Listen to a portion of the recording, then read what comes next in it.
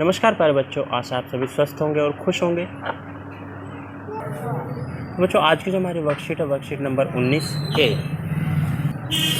आज की वर्कशीट दो हिस्सों में है। पहला पार्ट है 19 ए, दूसरा 19 बी इसके बाद आएगा। तारीख है आज की 12 जुलाई 2021 यानी सोमवार का दिन है। हिंदी की कार्यपत्रिका है ये, कक्षा 5। यहाँ पर आप अपना सेक्शन लिखेंगे कक्षा के साथ। यहाँ विद्यार्थी का नाम और यहाँ अपने शिक्षक या फिर शिक्षिका का नाम, जो भी आपको पढ़ाते हैं। तो नमस्ते प्यारे बच्चों, आशा है आप सभी स्वस्थ होंगे और खुश होंगे। बच्चों, हम सबको कुछ नया सीखना, पढ़ना या जानना पसंद होता है। जैसे किसी को नए खेल सीखना, किसी को नए नृत्य सीखना, तो किसी को नई किताब पढ़ना। और जब हम कुछ नया करते हैं तो हमें उसे बार बार दोहरा कर स्थायी करते हैं। आज भी हम कुछ ऐसा ही मज़ेदार करेंगे। कैसे करेंगे, क्या करेंगे, देखते हैं पहले प्रश्न में। नीचे दो पोटलियाँ दी गई हैं। पहली पोटली में जो शब्द हैं उनके अर्थ दूसरी पोटली में बंद हैं। क्या आप दोनों पोटलियों में शब्द के सही अर्थ खोज सकते हैं? अपनी कॉपी में एक बड़ी सी पोटली बनाकर उसमें शब्दों के सही अर्थ लिखिए। ये देखिए, ये दो पोटलियाँ हैं, छोटी छोटी, एक में शब्द और दूसरे में अर्थ है। अब आपको क्या करना है, कॉपी में एक बड़ी पोटली बनानी जिसमें शब्द भी होंगे और उनके सामने उनके अर्थ भी लिखे होंगे। तो पहला है मंजूर करना। मंजूर करने का मतलब क्या होता है? स्वीकार करना। इस पर हम लिख देते हैं 1 ताकि आपको ध्यान रहे। चकित, चकित होता है हैरान, इस पर लिख देते हैं नंबर 2। इसके बाद विजय यानी जीत जाना, नंबर 3। गंवाना यानी खोना, नंबर 4। 5 आप खुद ढूंढिए, थोड़ी मेहनत करो। और इसी तरह से एक बड़ी पोटली बनाकर उनके सामने उसके अर्थ लिखने हैं।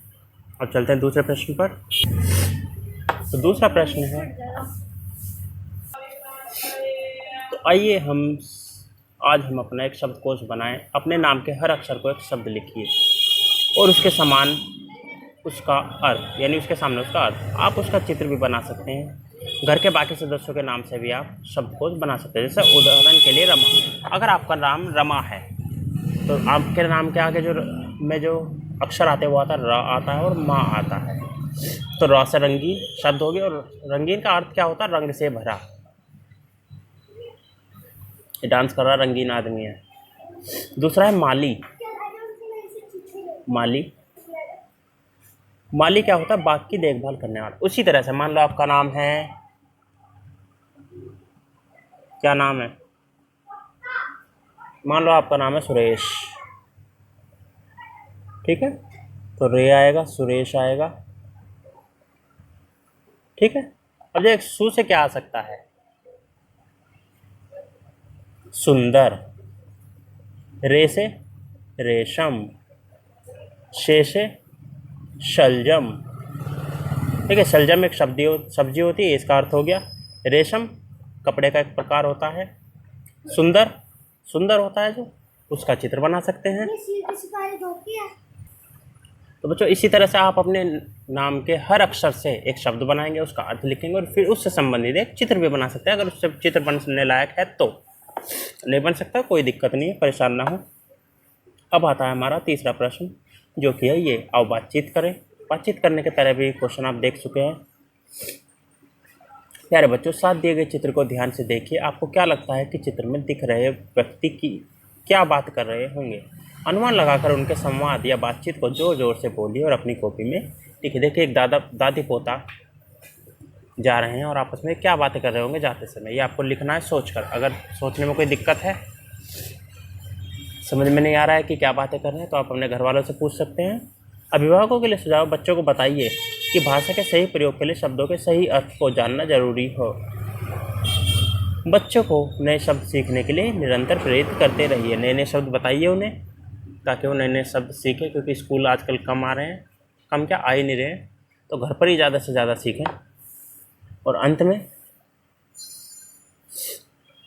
अपने हाथों को साबुन व पानी से नियमित रूप से धोते रहिए। यह वर्कशीट का पहला पार्ट। अब चलते हैं वर्कशीट के दूसरे पार्ट की तरफ। तो ये हमारा क्लास 5th की वर्कशीट नंबर 19 का पार्ट बी, जो कि है ईवीएस की वर्कशीट। इससे पहले हिंदी की थी, अभी ईवीएस की है। तारीख है आज की 12 जुलाई 2021, जो कि सोमवार का दिन है। स्टूडेंट अपना नाम यहाँ पर लिखेंगे। इस जगह में और यहाँ पर अपने टीचर का नाम। तो शुरू करते हैं। नमस्ते प्यारे बच्चों, आशा है आप सभी स्वस्थ होंगे और सुरक्षित होंगे। आप सभी कोविड-19 से भली भांति परिचित होंगे। इसके कारण ही हमें लॉकडाउन का सामना करना पड़ा और अपनी सुरक्षा के लिए घरों में बंद होना पड़ा। लेकिन लॉकडाउन में भी कुछ लोग ऐसे थे जिन्होंने अपनी जान की परवाह ना करते हुए हमारे स्वास्थ्य और सुरक्षा के लिए निरंतर कार्य किया। इन लोगों को हम कोरोना योद्धा या कोरोना वॉरियर तो बच्चों कोरोना वॉरियर कहकर बुलाते हैं। सफाई कर्मचारी से लेकर डॉक्टर, पुलिसकर्मियों और अन्य कोरोना योद्धाओं ने हमारे जीवन को सुरक्षित बनाने में महत्वपूर्ण योगदान दिया है।